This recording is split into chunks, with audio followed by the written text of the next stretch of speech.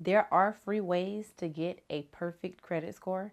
I'm not only going to show you how to do that, I'm going to explain to you the importance of doing each thing so that you are able to achieve this perfect credit score. Now, I feel like the lack of knowledge in the financial industry or just the credit repair consumer law space is the reason why so many people have bad credit. It's not that you suck. However, times hit us at different levels, different ages. We can be up today and down tomorrow. So this video is going to explain to you how to get a perfect credit score for $0 so that you can not only put that money into something that's going to help you build your credit versus taking money out of your bank account in order to help you build your credit when that's probably why you're in that situation in the first place. Don't worry, I got you. I'm in my bag now, no time for feelings, yeah, I ain't sad now. Gave you free game and you did nothing, now you're mad how? Got it off the muscle, I ain't have to keep no doors down. The one selling out, ask for keys to their mama house, it's up now. On a new way, so yeah, it's up, now they up now. They done slept too long, it's time to show them, now they doubted me. Had their own limits on all that I can be, they clocking me. Wanna know what's next, now they watching me. Hi guys, I'm Star Ericka, CEO of The Millionaire Table. At The Millionaire Table, we are a professional services, financial services type of business where I teach not only how to start businesses, utilize credit, leverage credit, how to literally use other people's money to fund your dreams, how to leverage credit cards and loans and things like that. However, today's video is going to help you achieve that high level of success by simply repairing your credit. First things first. You need to understand what your credit score is comprised of. Your credit score is comprised of 6 different things. First things first, payment history. Your payment history takes up about 30% of your overall credit score. That means that your payment history and how often you're paying your bills on time is literally going to make or break your credit score. My rule of thumb is if you have credit cards or if you have any installment loans, I would highly recommend paying the minimum at the very least. Let's face it, we can't always pay our balance down to 0 every single month. However, if you can't do anything else, do not miss a payment.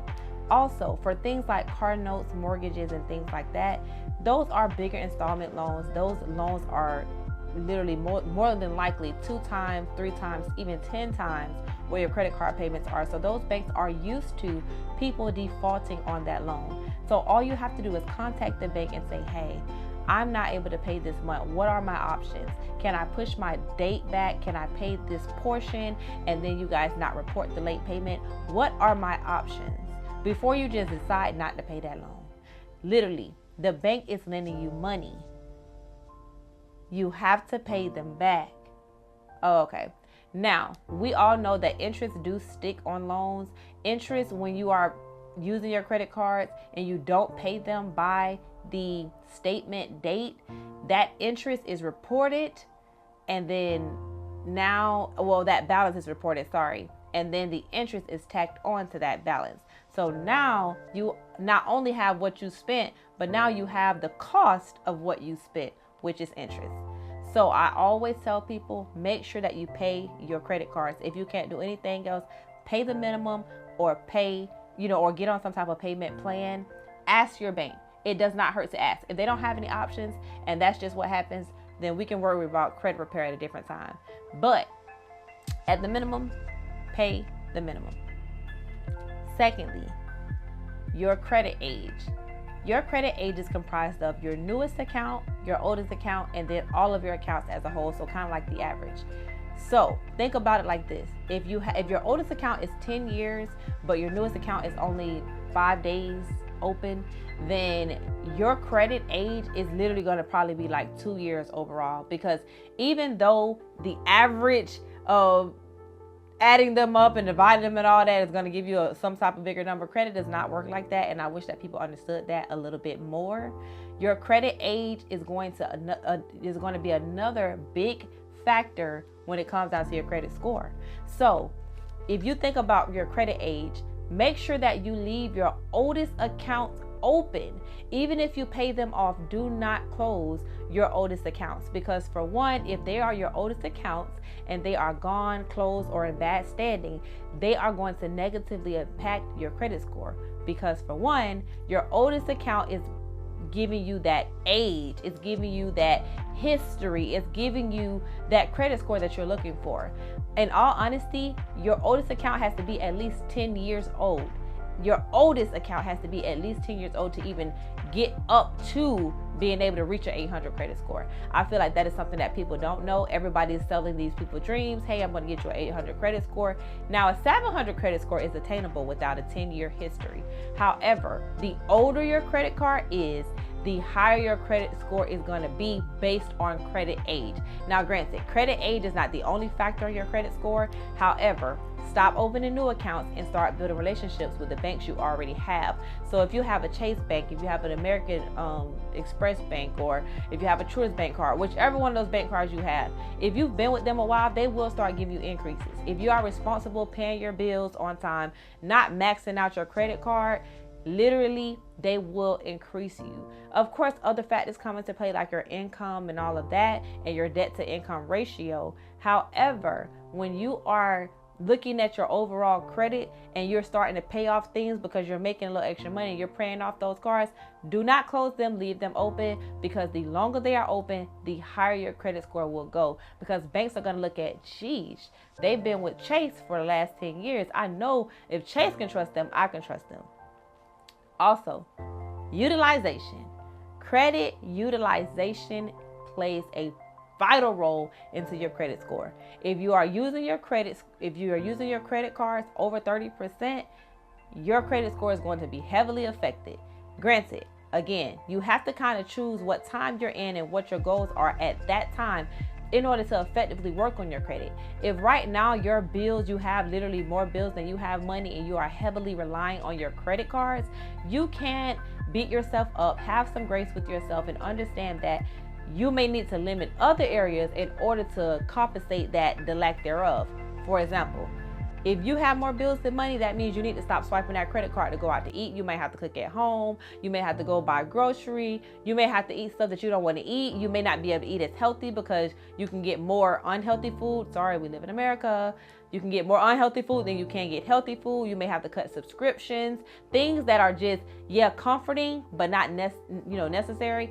You may have to cut back on those things so that your credit card utilization can go down. Because imagine if you are paying a bill on your credit card and it's $300 and you only got $150. So now, granted, you're gonna pay that whole $300 on that credit card, and then you're only gonna pay back $150. So that $150 is gonna carry a balance.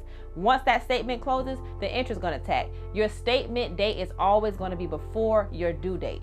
So you have to think about it. When you are using your credit cards, make sure that you are paying them before the statement close. That way it can report whatever your paid down balance is. Think about the due date as the last resort. The last resort. You can pay your credit card multiple times a month, which I will talk about that at the end of the video. However, make sure that you utilize your cards effectively. Like I said, if you're heavily using them for bills, you need to not heavily use them for your lifestyle. You might have to cut back. Other factors that come into play with your credit score are inquiries. Inquiries literally is just what it is. It's a bank inquiring on your credit score, trying to see who you are, how responsible you are, and all of that jazz by pulling your credit report. Soft inquiries does not affect your credit score, but hard inquiries, they do show. The more hard inquiries you have, unfortunately, the less credible that you appear to be. Because for one, why are you applying for loans with all these banks? That means somebody had to deny you. It is like, or you are overextending yourself and you're just trying to get capital. So either way it goes, the more inquiries, the more people that are looking at your credit score and pulling your credit report, the lower your score is going to drop. I've seen one inquiry drop a credit score of 40 points just from one inquiry. So therefore, when it comes down to inquiries, they will heavily impact your credit score as well. So that means when you are trying to get like an auto loan or something like that, and they are trying to shop around and all of that, I always recommend going through the bank that you bank with first before you try to go through the dealership, because what the dealership does, they submit your application, and whoever want to take you, they take you pretty much the highest bidder. The best rate, the highest bidder. So now you have 7 inquiries and you got 1 car. That don't even make sense. 7 inquiries with 1 car is crazy. That is crazy work.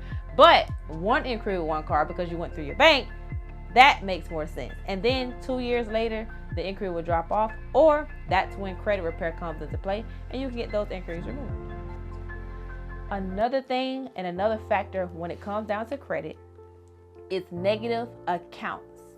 Negative accounts are collections, charge-offs, things you didn't pay, things you forgot about, things that just said, all right, she ain't paying, he ain't paying, so we done. Those accounts. When you left that apartment and you owed them and you didn't break that lease properly and they couldn't evict you, but you still owe them. Or, that repossession that you had, or that medical bill that's on your credit, or that phone bill that you used to have, or that credit card that you decided not to pay and then you just let it go to collections. Those negative accounts play a vital role on your credit score.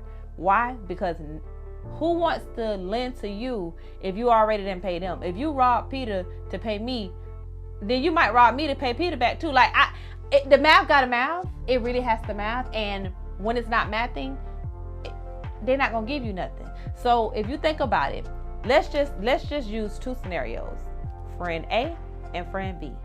If friend A has a $20,000 credit limit and friend B has a $20,000 credit limit, however, friend A has a $19,000 balance and friend B has a $1,000 balance. For one, who are you going to lend to? I mean, neither one of them, because they should be financially stable. However, everyone falls short. So if you had to choose, I'm pretty sure you would choose friend B. Now, if friend A has a $19,000 balance with 5 collections and friend B has a $1,000 balance with 0 collections, they're still ideal. Then if you flop the two, because let's just look at the scenario. If they had a $19,000 balance but no collections, and they had a $1,000 balance but 5 collections, you kind of don't want to lend to neither one of them, because for one, he already defaulted on them loans already. So that's probably why he only got a $1,000 balance, because he probably already robbed Peter to pay Paul. And then you got friend A who's over here just trying to make it. At the very least, they have a 100% payment history, while friend B may have a lower utilization, but they have so many collections that their payment history is like 80%. Are you going to trust friend A or friend B? You going to trust friend A, because for one, times are hard, but they are financially responsible and they're going to always pay their bills, and their credit report shows that, because they have no collections, they have no real inquiries. You just put a new inquiry on their report because you just pulled it. But it's like, in the end of the day, friend A is not going to be favorable, because friend A has no collections, no late payments. They have a high utilization, but they paying their bills, versus someone with a lower utilization. However, they got 5 collections and 80% payment history. You're not going to trust them because they're not trustworthy. So you have to think about these scenarios when you are applying for loans, and you have to think about them from the bank's point of view. Would you trust you? Would you really trust you? If you would trust you, then it's probably a little bias in there, because you shouldn't even trust you with that type of credit report. Having a solid credit profile it holds so much more weight than a credit score. You can have an 800 credit score but nothing on your credit profile and get denied, simply because your credit profile has no weight. You have no weight. They don't know what you can do. Yeah, you got a perfect credit score, but it's because you don't have no loans. You've never been responsible before. So people with 800 credit scores, they still get denied things. So that's why you need to know the importance of what is on your credit.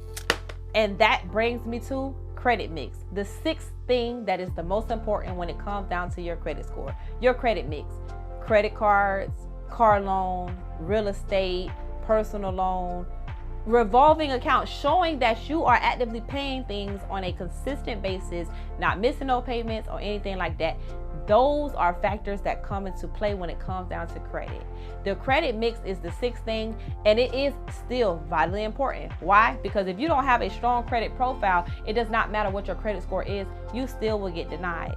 So my recommendation to getting that perfect credit score for $0 is making sure that you pay as much on your credit card as you can per month. If you can make multiple payments, make those multiple payments, and make sure that you make them before the statement date. So if your statement closes on the 24th of the month, and then your due date is on the 7th of the previous month, don't wait till the 7th. Let the 24th be your deadline to make all the payments you can pay. There's no limit to how many times you can pay your credit card. You can literally swipe your credit card and then to get the reward points, because that's what we're doing. We getting paid to use other people's money, and then you just go and pay that credit card back just because you don't want to have a balance like that.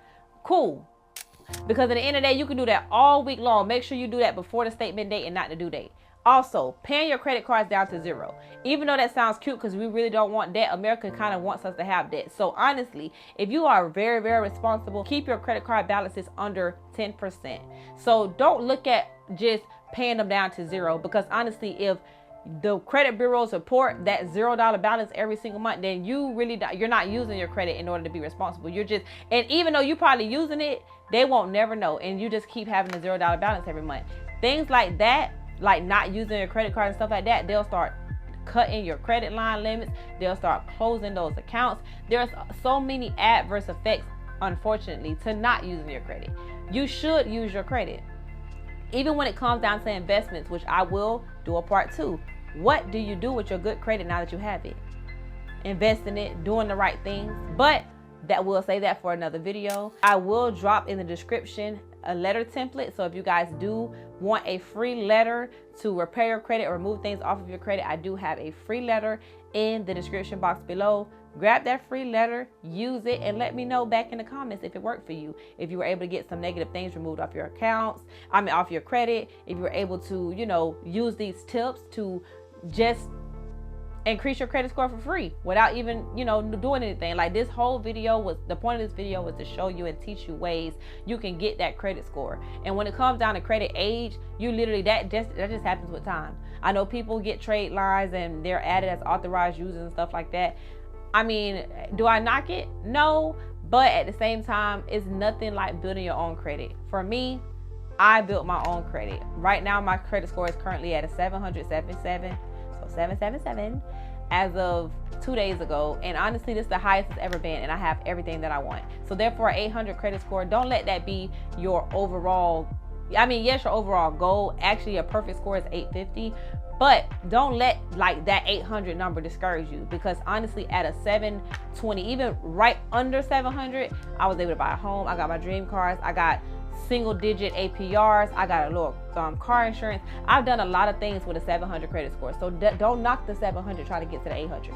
Just get up as fast as you can, but as steady as you can. It's not a race. I know you may have goals and things you're trying to achieve right now. However, you want to make sure that you do it right, and you want to make sure that it lasts. So make sure that you like, comment, subscribe to my channel. I do drop credit tips. I'm going to try to drop them at least once or twice a week. My overall channel is not just on credit. I'm a creditpreneur. I'm a business owner. I'm an entrepreneur. I'm also a business coach and everything else. I'm still a mom. I'm still a person. I have a podcast.